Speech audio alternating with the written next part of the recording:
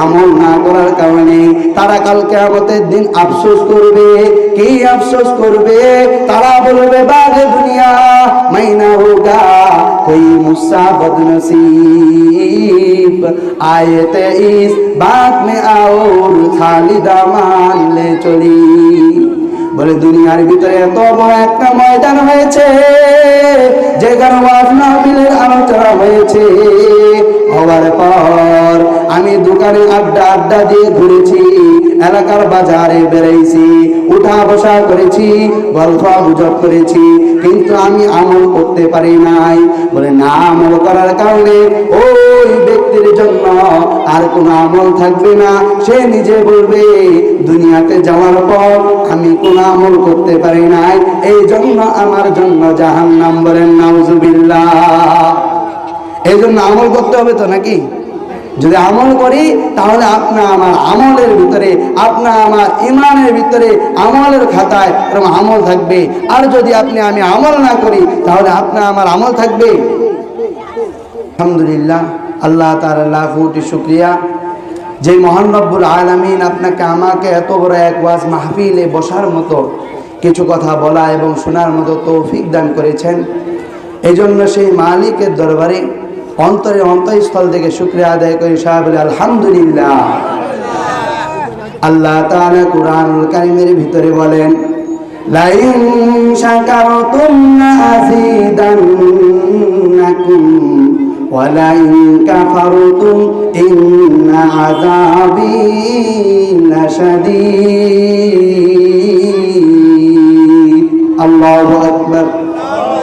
আল্লাহ তাআলা কুরআনুল কারীমের ভিতরে বলেন যে ব্যক্তি আমার নিয়ামত পাওয়ার পর নিয়ামতের শুকরিয়া আদায় করবে, আমি আল্লাহ তাআলা ওই বান্দার নিয়ামতকে বাড়াই দিব। বলেন সুবহানাল্লাহ। আর যে বান্দা আমার নিয়ামত পাওয়ার পর, নিয়ামত খাওয়ার পর নিয়ামতের শুকরিয়া আদায় করবে না, আমি আল্লাহ তাআলা তার জন্য শক্ত আযাবের ব্যবস্থা রেখেছি। বলেন নাউজুবিল্লাহ। আরেক জায়গার ভিতরে বলেন মা ইয়াফআলুল্লাহু বিআযাবিকুম ইন শাকারতুম ওয়া আমানতুম।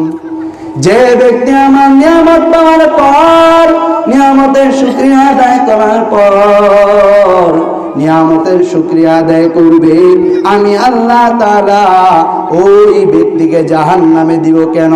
বলে না না, আমি আল্লাহ ওই ব্যক্তিকে জাহান্নামে দিব না, আমি আল্লাহ তাআলা ওই ব্যক্তিকে জান্নাতের ভিতরে দাখিল করে দিব। বলেন সুবহানাল্লাহ।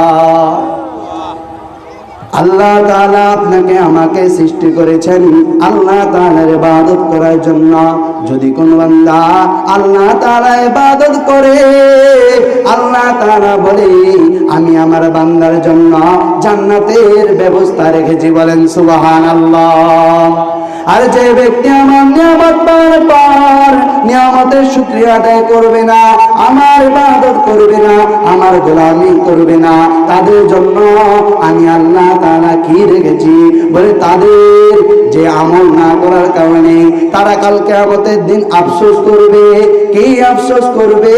তারা বলবে বাগে দুনিয়া মাইনা হোগা कोई मुस्सा बदनसीब आए थे इस बात में और खाली दामान ले चली।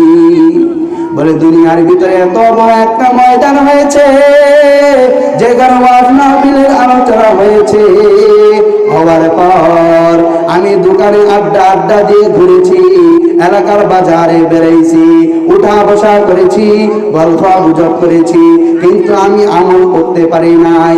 বলে না আমল করার কারণে ওই ব্যক্তির জন্য আর কোনো আমল থাকবে না। সে নিজে বলবে দুনিয়াতে যাওয়ার পর আমি কোনো আমল করতে পারি নাই, এই জন্য আমার জন্য জাহান্নাম। বলেন নাউজুবিল্লাহ। এই জন্য আমল করতে হবে তো নাকি? যদি আমল করি তাহলে আপনার আমার আমলের ভিতরে, আপনার আমার ইমানের ভিতরে, আমলের খাতায় এরকম আমল থাকবে। আর যদি আপনি আমি আমল না করি তাহলে আপনার আমার আমল থাকবে। ফেরেশতারা বলবো ওই দেখা যায় কবরস্থান, ওই যে আসল বাড়ি, ওইখানেতে ফেরেশতার আছে সারি সারি। ও ফেরেশতা চাস কি, টাকা পয়সা পাস কি, ঘুষ তো আমি খাই না, টাকা পয়সা পাই না, ইমান নিয়ে আয়, নইলে তোর নেই কোনো উপায়। কথা বলেন ঠিক কিনা? এই জন্য আপনাকে আমাকে আমল করতে হবে, আমলের জিন্দেগি সাজাইতে হবে। এই আমলের জিন্দেগি কোথায় সাজাবো? দুনিয়ার ভিতরে সাজাবো। যদি দুনিয়ার ভিতরে আমল সাজাইতে পারি তো আপনা আমার জন্য জান্নাতের ভিতরে অফুরন্ত নিয়ামত আছে। বলেন সুবহানাল্লাহ।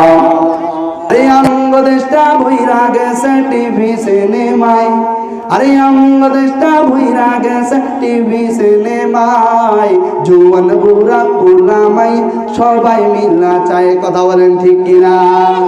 আরে অঙ্গ দেশটা ভইরা গেছে টিভি সিনেমায়, জুয়ান বুড়া পুলামাই সবাই মিলা চায়। চুল দাড়ি পাইকা গেছে হইয়া গেছে সাদা, নাতি পুতি ঘর ভরেছে হে তারে কয় দাদা। আর সেই দিন দেখি হে বুইরাও এলডি টিভি চায়, জুয়ান বুড়া পুলা মাইয়া সবাই মিলা চায়। নুন আনতে যার পন্তা ফুরা এদের ঘরে টিভি, কাজ নাই বইয়া বইয়া দেহে হিন্দি ছবি। কথা বলেন ঠিক কিনা? নুন আনতে যার পন্তা ফুরা এদের ঘরে টিভি, কাজ নাই বইয়া বইয়া দেহে হিন্দি ছবি। আরে মইরা গেলে সব সেইরা কবরে যাইবি, ফেরেশতারা কইনায় কইনায় দেখাইব টিভি। আরে মইরা গেলে সব সেইরা কবরে যাইবি, ফেরেশতারা লাইতে লাইতে দেখাইব টিভি।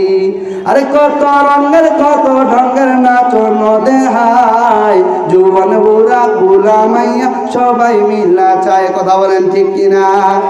ও মুসলমান, এই জন্য কোরআন হাদিস শুনতে হবে, আমল করার নিয়ত করবে, ওয়াজ মাহফিলে বসতে হবে, টিভি সিনেমা বাদ দিতে হবে।